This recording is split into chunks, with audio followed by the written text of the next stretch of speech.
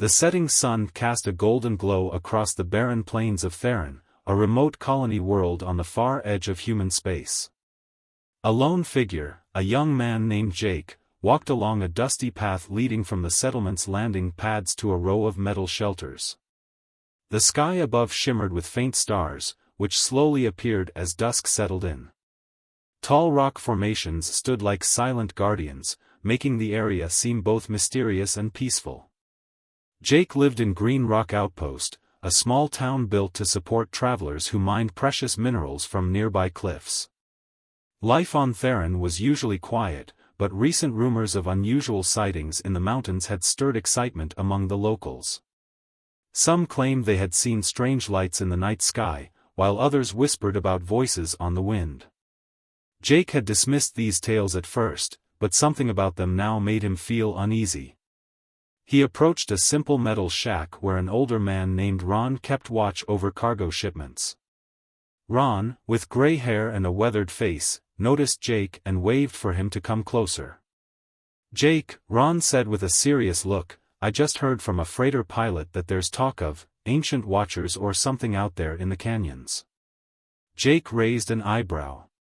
"Ancient watchers? You mean old legends?" Ron shrugged and stepped away from a crate he was loading. He didn't say much, just that he picked up a weak signal, some cryptic recording that mentioned Curators 9 to 13 and something about humans being guided by ancient hands. Gave me the chills.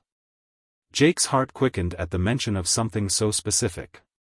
He had heard stories of powerful beings who watched different worlds from the shadows, but those stories were always brushed aside as fiction. Yet here, on a quiet planet like Theron, even rumors felt more real. "Where did the pilot find this signal?" Jake asked. Ron pointed toward a jagged mountain range in the distance. He said it came from deep in the West Canyons.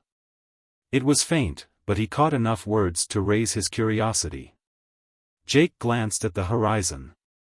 The canyons were known for their dangerous winds and shifting rockslides.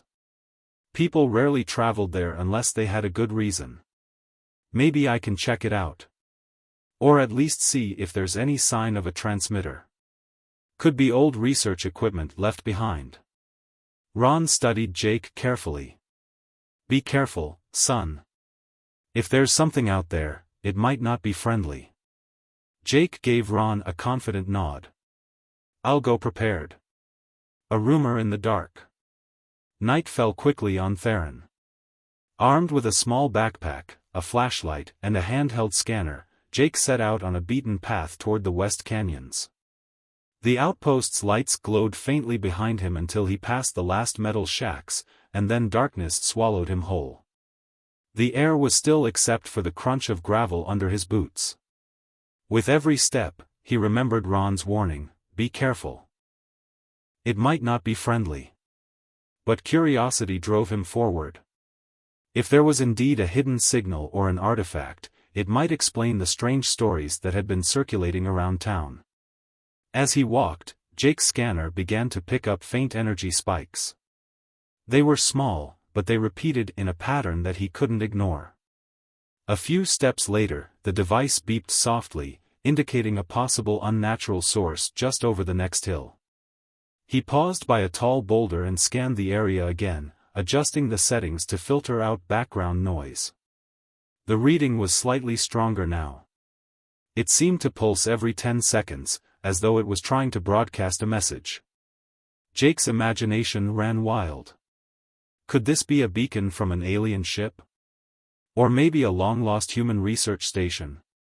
The thought of the Curators lingered in his mind, making him question whether the old legends had some truth in them.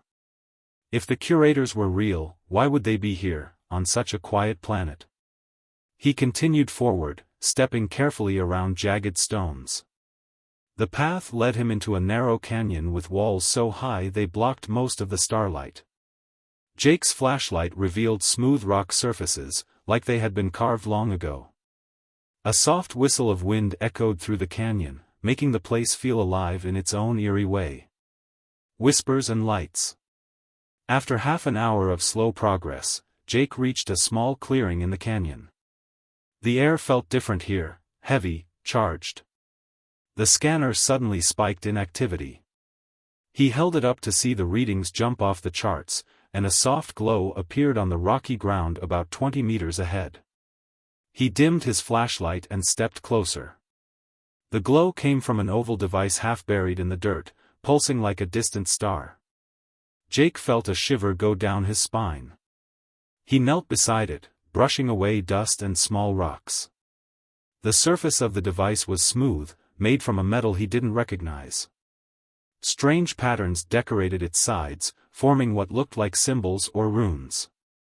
Jake reached out gently. The moment his fingers touched the metal, it hummed. There was no heat, only a faint vibration, as if it was responding to his presence. He swallowed hard, unsure if he should continue. But his curiosity won. He pressed a small button-like marking on the device. In an instant, the device projected a flickering hologram. It showed an image of a tall figure, robed in silver cloth. The figure's face was not clear, but its voice was deep and distant. To those who find this marker, know that you stand at the edge of a grand design. The curators 9 to 13 are not your enemies, nor are they your allies. They simply watch. You have been guided by ancient hands, and the time of your test draws near. Jake's mouth went dry as he stared at the hologram. The curators 9-13, guided by ancient hands. The words matched the rumors Ron had told him. Who were these beings? Why did they care about humanity? The hologram fizzled, then returned. We once shaped the path of lesser species, but we found them lacking. Now, we see if humanity is different. Will you bow, or will you rise? With that, the hologram vanished, leaving Jake in the darkness with only the faint glow of the device. His mind raced. Bow or rise? The very question hinted at a challenge that might test not just him, but all humans. He carefully picked up the device, uncertain if it was safe. It felt lighter than he expected. Just as he slipped it into his backpack, a sudden noise startled him. Rocks tumbled from above, and he heard a rasping sound echoing down the canyon. Jake stood and shone his flashlight upward. He could make out a shadow moving along the canyon wall. His heart thudded. Someone, or something, was up there. The unseen watcher. Jake switched off his flashlight and pressed himself against the rocky wall, trying to blend into the darkness. The rasping sound grew louder, then stopped. Silence lingered, broken only by Jake's own breathing. He waited, eyes straining to catch any movement. Then he heard it again, a clack of stones shifting in the distance. It sounded like heavy footsteps. Goosebumps crawled across his skin. Could it be an animal? Or an alien? He inched forward, following the path out of the small clearing. If there was a creature in the canyon, he did not want to confront it in such a confined area. After a few tense minutes, he reached an opening near the base of the canyon where the walls spread out. Starlight returned, giving him a faint view of the ground. Suddenly, a silhouette emerged on a ledge above, a tall figure with a lean frame. Its eyes glowed faintly green in the darkness. Jake felt a burst of fear, but he also felt a spark of determination. If this figure was dangerous, he had to be ready. He slowly reached for a small shock baton at his side. He wasn't sure if it would do any good, but it gave him a little comfort. Then, to his surprise, the figure leapt down with a graceful motion, landing just a few meters away. Human, a voice hissed, echoing across the stone walls. I did not expect to see one of you here. You are, interesting. Jake gripped his baton tighter. In the dim light, he could see the alien's pale skin and thin limbs. It wore a metal harness across its chest, and its eyes sparkled with an eerie intelligence. Who are you? Jake asked, keeping his voice steady. What do you want? The alien let out a raspy chuckle. I have heard rumors that your kind is proud, strong-willed. I have also heard that some among my people wish to make you pets. I find that idea amusing. Jake's chest tightened. He had never expected to face an alien that spoke so casually about enslaving humans. Pets, house puppies. The words rang in his mind, fueling his anger. We are not pets, Jake said firmly. And we will never be. The alien cocked its head, as if studying him. We shall see. My kind hunts for those who would serve us. And you, little human, might amuse me. Perhaps I will make you my. Before it could finish, Jake flicked on the shock baton. Sparks danced along its tip. He raised it, showing he was ready to defend himself. Stay back, he warned. The alien hissed, bearing a row of needle-like teeth. Brave words. But you do not know how outmatched you are. Jake's heart pounded. He thought of the hologram's question, will you bow, or will you rise? He gritted his teeth. He refused to submit. Humanity might be smaller in number than some galactic powers, but humans had faced countless challenges before. You'll find humans are hard to break, Jake said, steadying his breathing. We don't bow to threats. With a swift move, the alien lunged. Jake dodged to the side and swung the baton, catching the alien on its arm. A sharp crack filled the air, and the alien yelped, stumbling back. Its glowing eyes flashed with anger as it regained balance.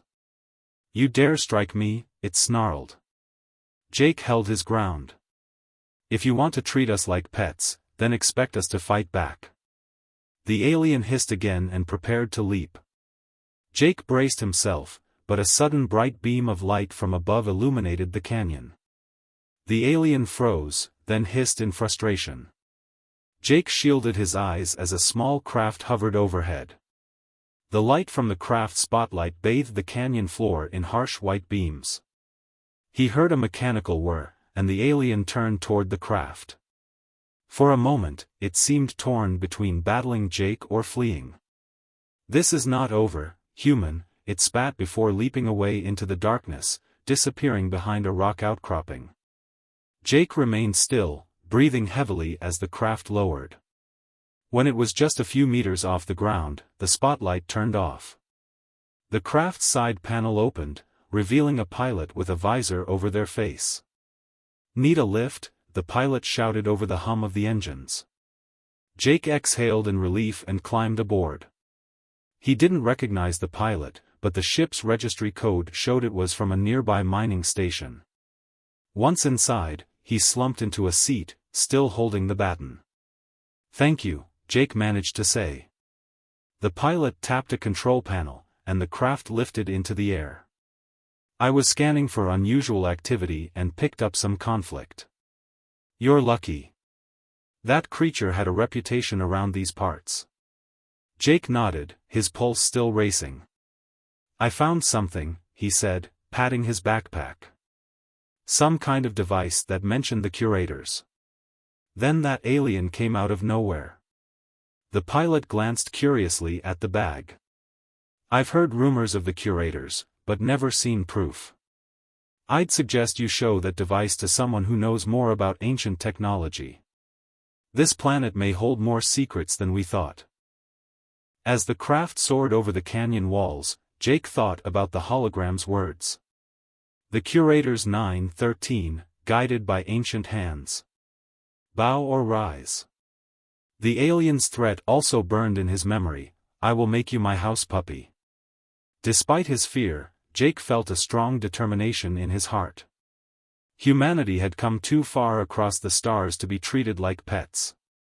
He wanted answers, about the curators, about these aliens who dared to see humans as lesser beings, and about why Theron seemed to be at the center of it all. The flight back to Green Rock Outpost was short. By the time the craft landed near the settlement's dim lights, Jake felt more certain of one thing: this was only the beginning. Whatever the curators were, and however these aliens tried to control humanity, there was a test coming, one that would measure whether humans would bow or rise. And Jake was determined to rise. He stepped off the craft, thanked the pilot, and walked toward Ron's cargo station. The night sky above still shimmered with stars, but now they seemed alive with possibility and danger. Inside, he found Ron pacing anxiously. The older man's eyes widened in relief when he saw Jake. "Thank goodness you're okay," Ron said. "We heard rumors of something strange in the canyon. A couple of miners said they saw lights and heard sounds of a fight." Jake set his backpack on a crate and pulled out the oval device. "I ran into more than rumors," he said, handing the device to Ron. It showed a hologram talking about the curators 9 to 13. "Then an alien attacked me, saying he'd make me his pet." Ron's face grew pale. He ran a hand through his gray hair. "This is bigger than I imagined. If the curators are real, we need to be careful. And if there are aliens who see us as pets, we might have a war on our hands." Jake met Ron's gaze. "I don't plan to let humanity become anyone's pet." Ron nodded, looking at the strange device. A faint glow still pulsed along its edges. "I have a friend at the main colony settlement who might know more about ancient relics. We can bring this there in the morning." Jake agreed, exhaustion finally washing over him. "Let's do that. We need answers. And we need to warn others." As the two men stood in the dim light of the cargo station, the device emitted a soft hum, almost like a heartbeat. Jake felt a new sense of purpose welling up inside him. The curators are watching, and a challenge is coming. He didn't know if humanity was truly ready, but he believed in their will to fight for their freedom. Outside, the wind picked up, rattling the metal walls of the outpost. The desert nights on Theron were cold and long. But Jake's mind stayed busy with thoughts of hidden watchers and arrogant aliens. If the curator's test was real, then he intended to prove that humans would not bow. They would rise. Jake spent the rest of the evening showing the oval device to the pilot and Ron, answering their questions as best he could.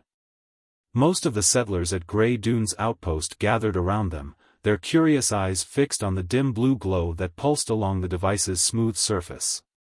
No one knew what to make of the cryptic words about the curators 9 to 13, but the mention of humans being watched made everyone uneasy. There was talk of contacting the main colony on Theron, though few knew exactly who to trust with such news. As night deepened, Jake tried to rest in his small room at the outpost's lone barracks. Sleep did not come easily. Each time he closed his eyes, he recalled the alien's mocking voice, threatening to make humans into pets. At times, he felt a flash of anger at the thought, but he also felt a chill of fear. Still, he clung to the hope that humans could stand against any threat if they united. At last, he drifted off, the device's faint glow still imprinted in his mind. Early the next morning, Jake woke to find Ron waiting outside with a worn hover truck. The sky was clear, the heat already settling in. Ron explained that they should bring the device to someone in the main settlement who knew more about ancient artifacts. The pilot, who introduced herself simply as Lynn, offered to join them. She had studied alien tech before coming to Theron, and though her knowledge was limited, she was determined to help. They set out just after sunrise. The hover truck glided across the dusty flats, kicking up clouds of red-brown dirt. Jake sat in the back with Lynn while Ron steered. The journey would take a few hours, so they passed the time by discussing their recent encounter. Ron, frowning at the console, said he worried more about the alien than about the device itself. Lynn agreed, pointing out that if one alien was bold enough to explore these canyons alone, there might be others lurking nearby. Jake tried to keep his focus on the bigger picture. The curators seemed to be ancient watchers, but the message mentioned a test. He wondered if the alien's arrival was part of that test. Were the curators watching how humans dealt with threats? Or were they simply observing how humans reacted to the unknown? Each question led to another, with no clear answers. By midday, they reached the edge of the main settlement, a place only slightly larger than Grey Dunes Outpost. A few low buildings stood around a central landing pad. Ron parked the truck beside a small structure with a faded sign that read Archives and Research. Inside, they found a man named Harris, who was known for studying old records. He greeted them politely, though he seemed nervous when Lynn mentioned an alien threat. Jake showed Harris the device. He carefully set it on a cluttered desk, among ancient data tablets and dusty books. Harris adjusted a pair of goggles on his face, running a small scanning tool over the smooth metal surface. A faint beep echoed through the cramped room. "This is unusual," Harris said in a hushed voice. "I see symbols that match old inscriptions found in ruins on distant planets, but I've never seen them this intact. Where did you get it?" Jake explained everything, from the canyon hologram to the alien's sudden appearance. Harris listened with wide eyes, pausing now and then to compare the device's markings with an old chart he retrieved from a shelf. After several minutes, he set aside his tools and wiped sweat from his brow. "I can confirm these are very old," he said. "The design suggests that whoever made this was advanced in ways we barely understand. If it truly connects to these curators, then we might be dealing with a group, or a species, that has influenced many worlds." Ron folded his arms. The message said humanity is being tested. But by what standards? And why now? Harris shook his head. "I can't say. Ancient watchers, gods, or simply powerful aliens who see themselves above us. Whatever they are, they have left marks all over the galaxy. Legends speak of them as distant guardians who rarely interfere. But sometimes they test civilizations to see if they're worthy of something greater." Lynn looked uneasy. Meanwhile, that alien could be roaming the canyons, waiting to strike again. If these watchers do nothing to stop threats like that, then how can we protect ourselves? Jake gripped the edge of the desk. "We stand together. We learn what we can and fight if we must. We won't bow to anyone." Harris nodded thoughtfully. "There might be one more place to check. There are old data archives outside the settlement, in a weather station that used to be a research site. If the signals you found relate to older logs, we could find more clues there." They decided to head out at once, though they were all aware of the risks. The weather station lay at the foot of a rocky plateau, a place known for sudden windstorms and dangerous wildlife. It was a 2-hour trip on rough terrain, but the promise of new information was enough to convince them. Back on the hover truck, Harris joined them with a small bag of tools. He glanced nervously at the sky. Dark clouds gathered in the distance, and the wind picked up.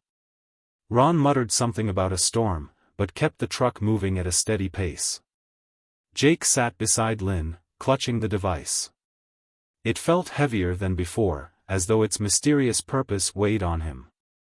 Every now and then, it pulsed with that faint blue light. He wondered if it was responding to something nearby or if it was just part of an old program left running. Either way, he couldn't shake the sense that they were being watched. The afternoon sun sank behind the plateau, casting long shadows across the rocky plains. Gusts of wind rattled the hover truck's frame. Ron steered around large boulders, doing his best to avoid a deep gully that cut through the land. At one point, the scanner Lynn held began to beep erratically, as if picking up some strange energy signature. They slowed down, exchanging worried glances.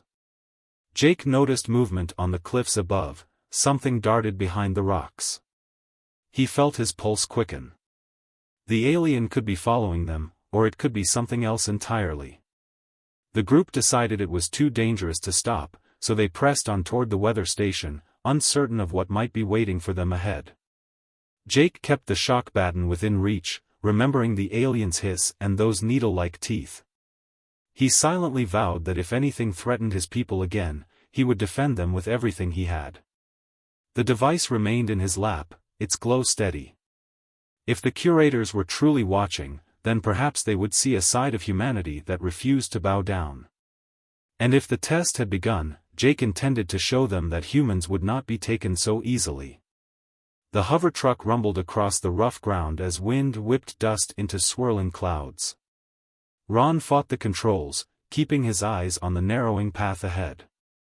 With each passing minute, the sky grew darker.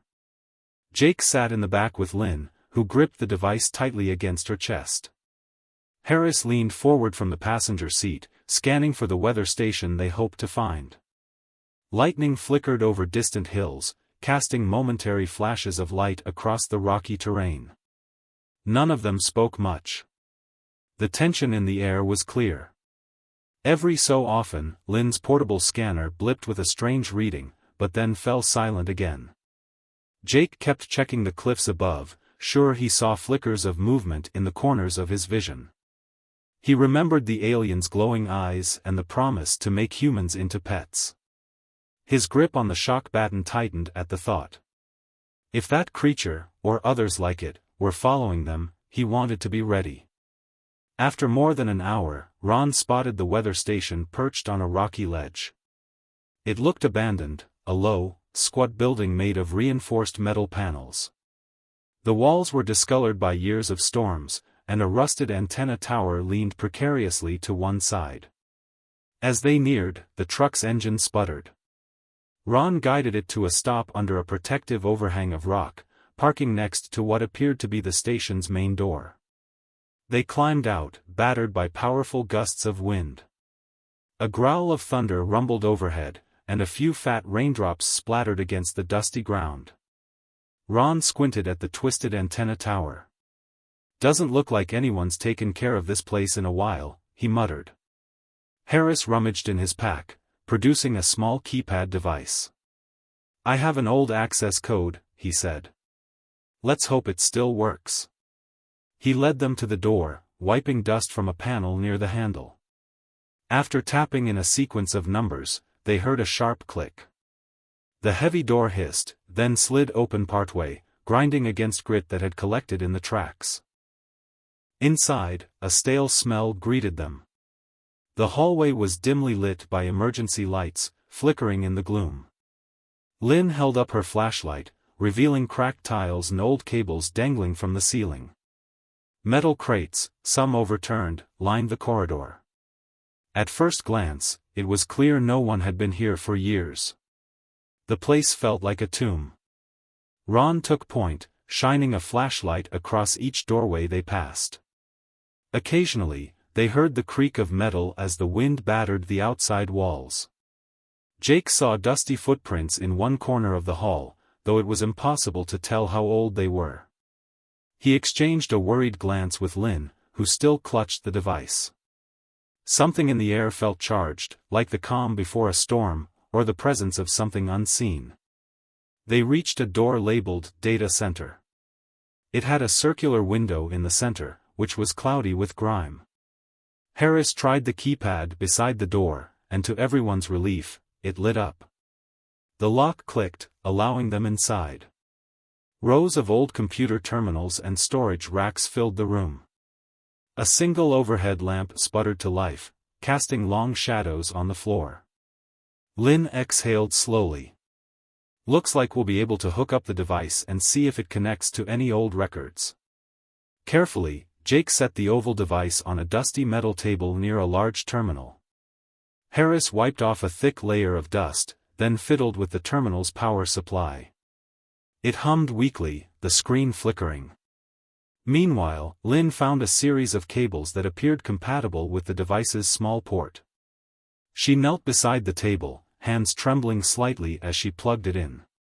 After a tense minute, lights on the device began to pulse. An icon appeared on the terminal screen, a cryptic set of symbols similar to those carved on the device.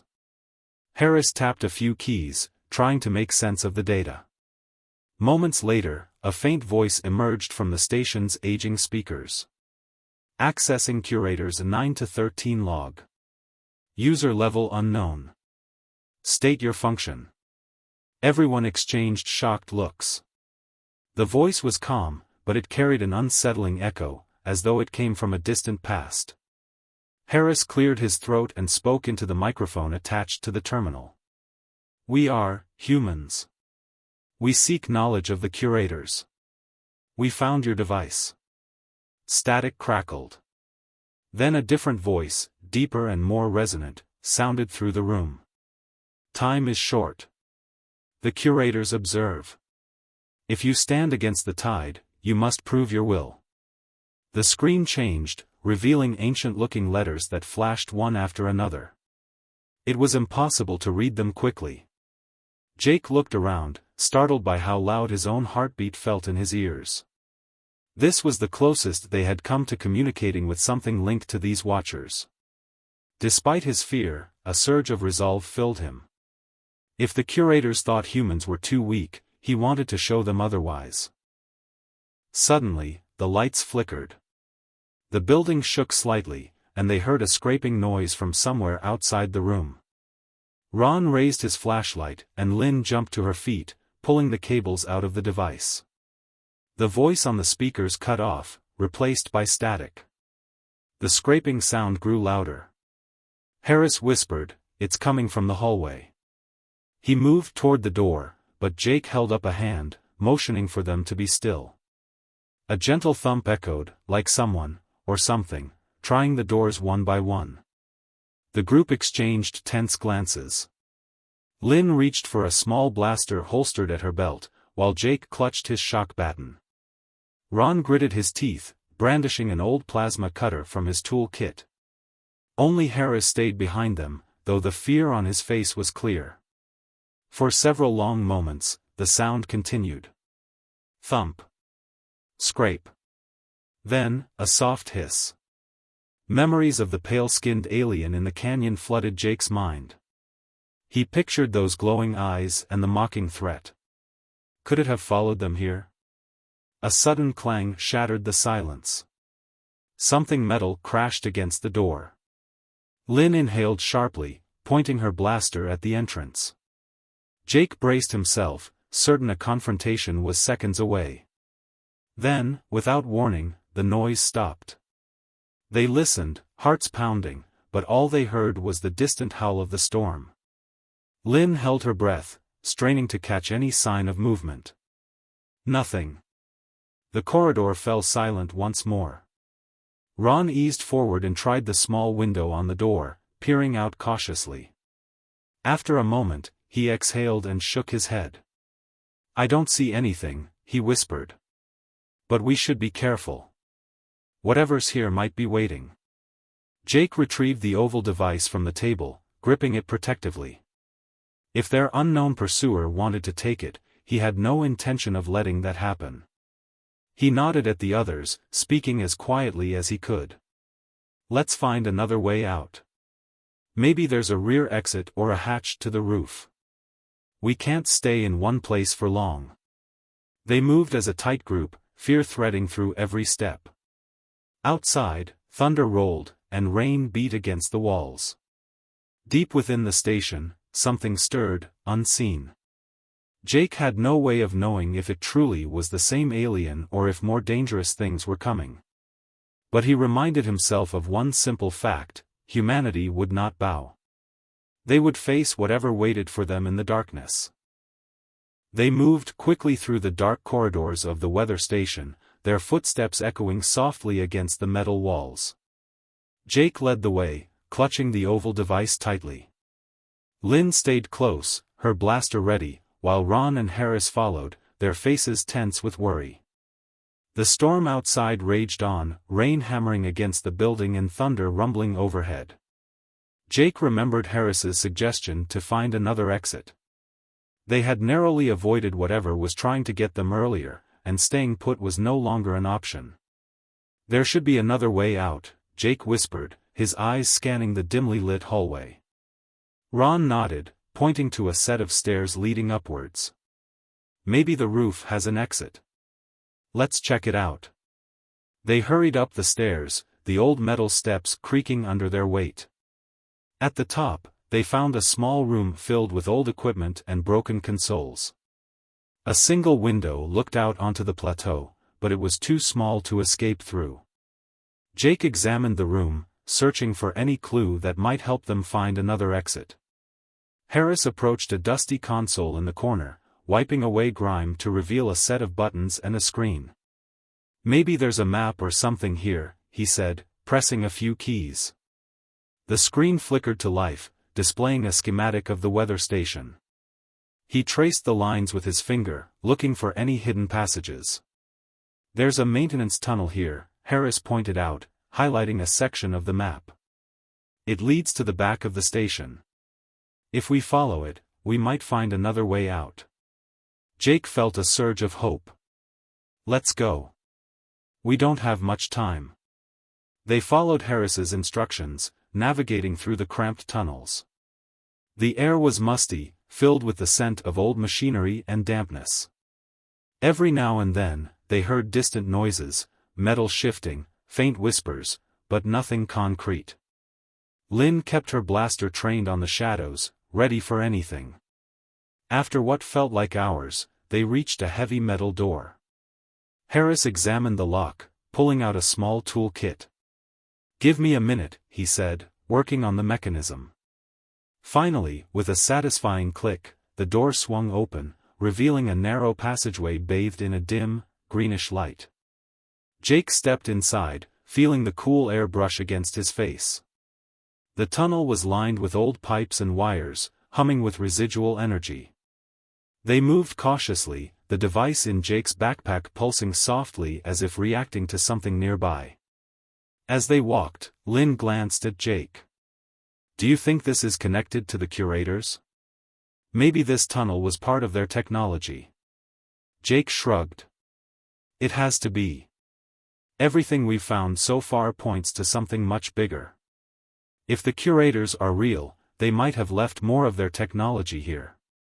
They continued down the tunnel, the green light growing brighter. Suddenly, the passage opened into a large underground chamber. The room was filled with strange machinery and glowing symbols etched into the walls. In the center stood a tall figure, cloaked in a shimmering robe. Its presence was commanding, and the air seemed to vibrate with energy. Jake felt a mixture of awe and fear. "Who are you?" he called out, stepping forward cautiously. The figure turned, revealing a face that was both human and alien. Its eyes glowed with a soft blue light, and its voice resonated through the chamber. "Welcome, humans. I am Elian, a guardian of the curators." Lynn raised her blaster, but Jake held up a hand to stop her. "We mean no harm. We're just trying to understand what's happening." Elian nodded slowly. "The curators have been watching your species for centuries. Your recent actions have triggered a response. The alien you encountered is part of a trial to assess humanity's resilience and spirit." Ron frowned. "A trial? What does that mean for us?" Elian gestured to the room. "This chamber houses the archives of the curators. You have proven yourselves curious and brave by finding the device and seeking answers. Now, you must face the challenges we have set forth to determine if humanity is worthy of joining the galactic community." Harris stepped forward, eyes wide. "Why us? Why now?" Elian's gaze softened. "Humanity has grown rapidly, expanding across the stars. Your species has shown great potential, but also faces significant threats. The curators believe it is time to see if you can rise above adversity and prove your worth." Jake felt a sense of responsibility settle over him. "What kind of challenges are we talking about?" Elian gestured to the symbols on the walls, which began to glow brighter. "The challenges will test your unity, intelligence, and courage. You must work together to overcome obstacles and demonstrate the qualities that make humanity unique. Failure will result in dire consequences, not just for you, but for your entire species." Lynn lowered her blaster slightly, her curiosity piqued despite the tension. "What happens if we succeed? What if we fail?"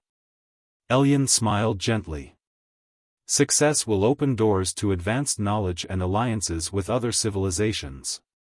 Failure will lead to isolation and potential threats from those who do not respect your resilience. The choice is yours to prove that humanity can rise to the occasion." Jake glanced at his companions, seeing determination in their eyes. We're ready to face whatever challenges you set for us. Elyon nodded approvingly. Very well. The first challenge lies within this chamber. You must activate the central console to unlock the next stage. It requires cooperation and understanding of the ancient technology left by the curators. Harris approached the console, examining the intricate design. This looks like a puzzle. We need to figure out the right sequence.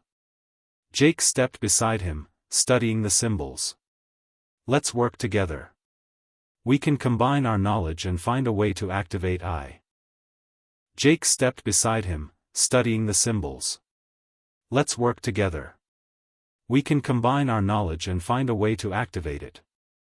They began to collaborate, each contributing their skills.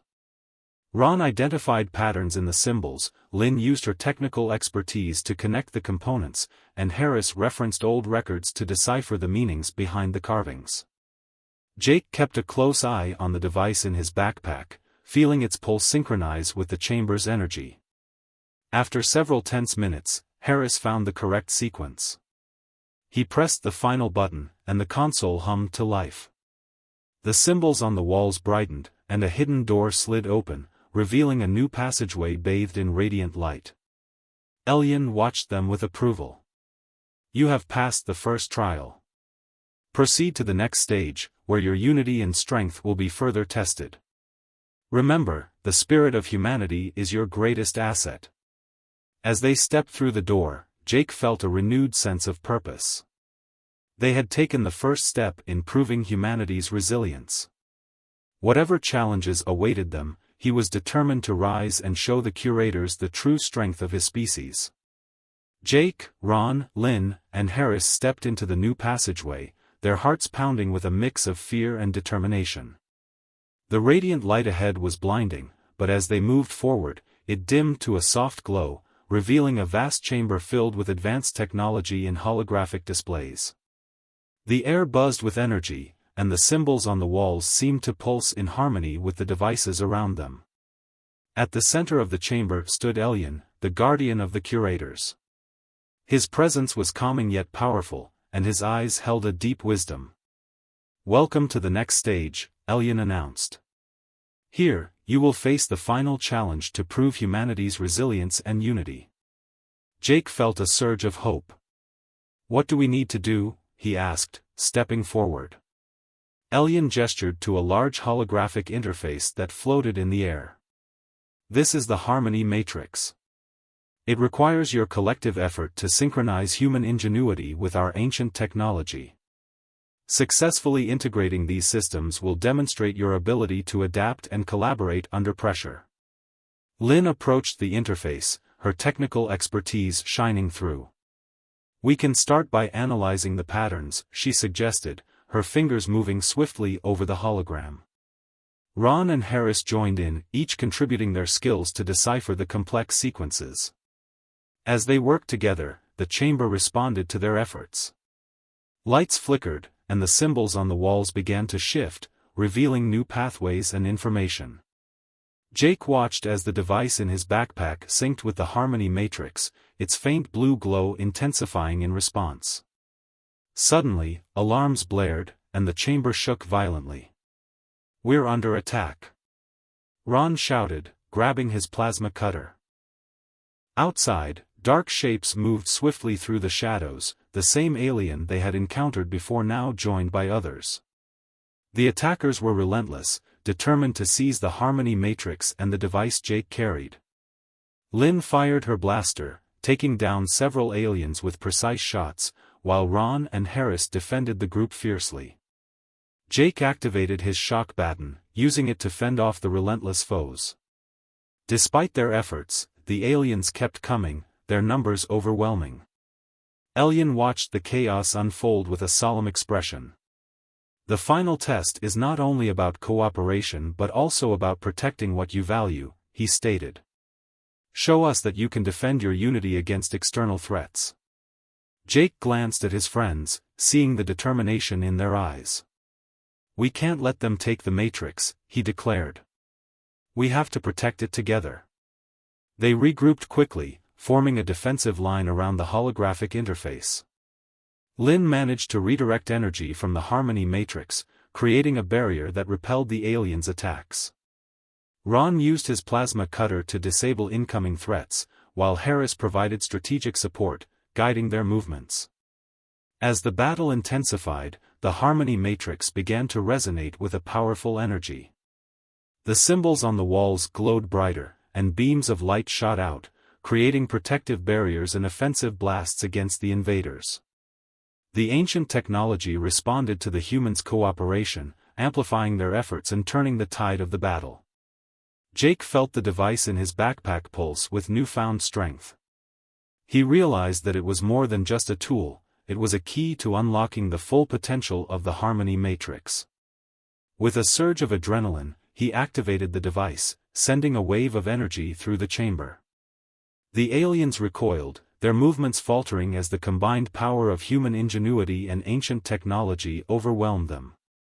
One by one, the invaders were repelled, their forms disintegrating under the intense energy.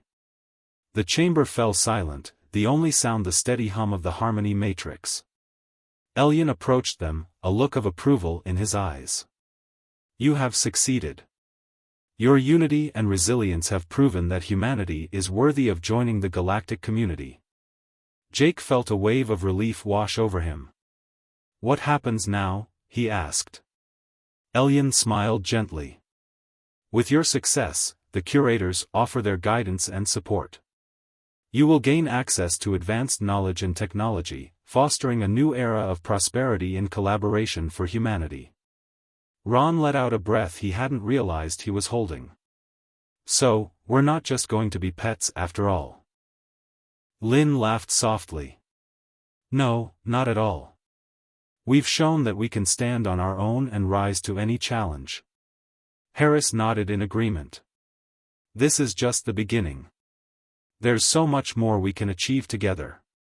Elyon extended his hand to Jake. "Thank you for proving your worth. The curators look forward to a harmonious relationship with humanity. May your spirit of resilience and unity guide you in the days to come." Jake shook Elyon's hand, feeling a sense of accomplishment and hope. "Thank you, Elyon. We won't let you down." As they left the chamber, the Harmony Matrix continued to glow, symbolizing the new bond between humans and the ancient curators. The storm outside had subsided, replaced by a calm and clear sky. The settlement of Grey Dunes Outpost would soon hear of their success, inspiring others to unite and embrace the future.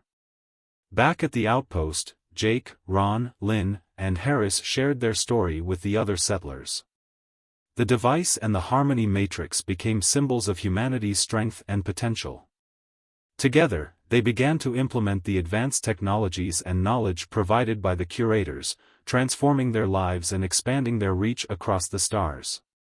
Jake stood beneath the now peaceful sky, looking out over the land that had once seemed so desolate.